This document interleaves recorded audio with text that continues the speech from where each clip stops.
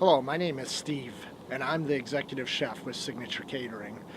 And when you're looking at this weather, you're not thinking wedding planning. You're probably thinking fireplace, curled up with a good book and a cup of hot chocolate.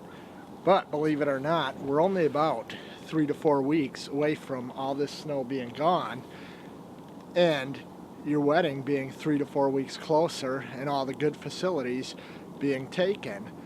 Today I want to talk to you about how to find the facility that suits your needs. So we're going to step inside, we're going to talk further about price, about the elegance to the casual, and what facility would best fit your needs for your wedding.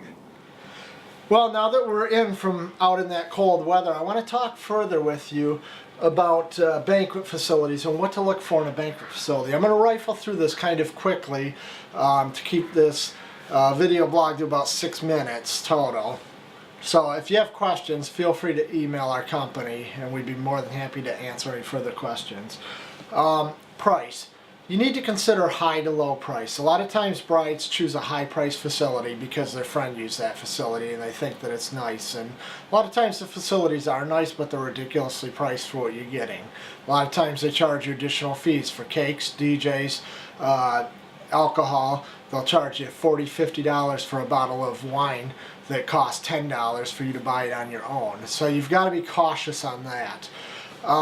You need to be cautious on the flip side with low price, because a lot of times low price, again, you're paying for additional items. So it takes a little bit of walking the fine line, finding a facility that's not ridiculously priced, that you can bring food service into, bring bartending into, and a DJ into, and your cake into, and that's going to meet your needs, but yet is not going to be ridiculously priced.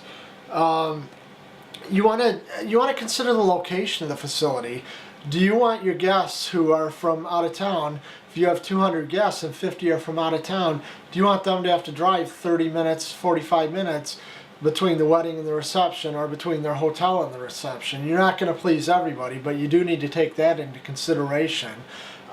There's facilities scattered all over in your area that can be utilized, indoor, outdoor facilities, pavilions.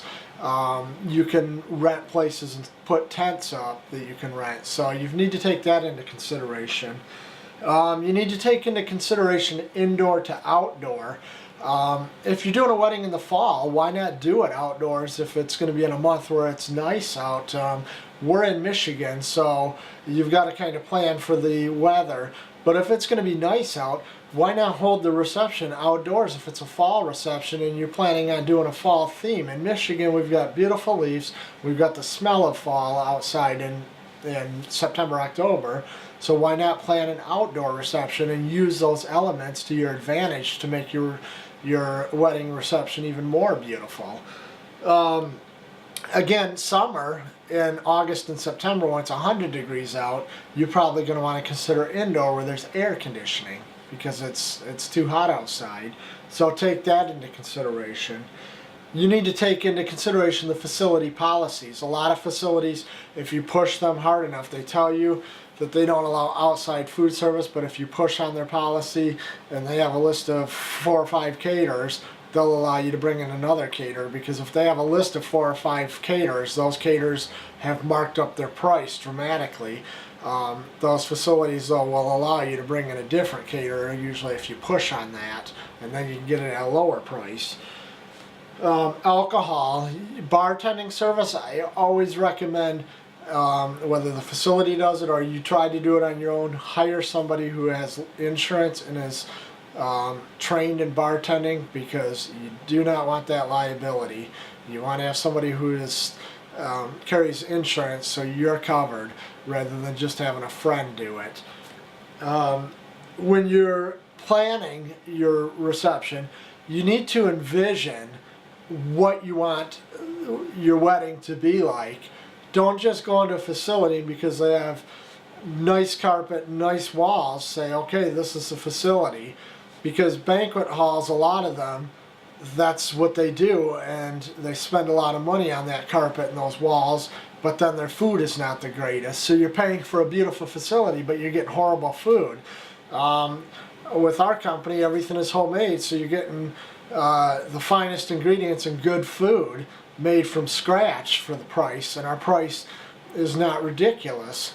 So for what you're paying, you're getting higher quality than a lot of facilities. You need to envision when you walk into a facility and no tables and chairs are set up, what would it look like with tables and chairs set up, with tablecloths down? Ask them to set up one table and some chairs and get yourself a linen tablecloth and put it down with a centerpiece to get an idea of what it would look like, and envision that. We've done wedding receptions at barns that you would think would be a total dump, but once there's lights hung and tooling hung, tablecloths down on tables, linen napkins placed, silverware laid out, it's absolutely beautiful, more beautiful than a lot of the high-end facilities.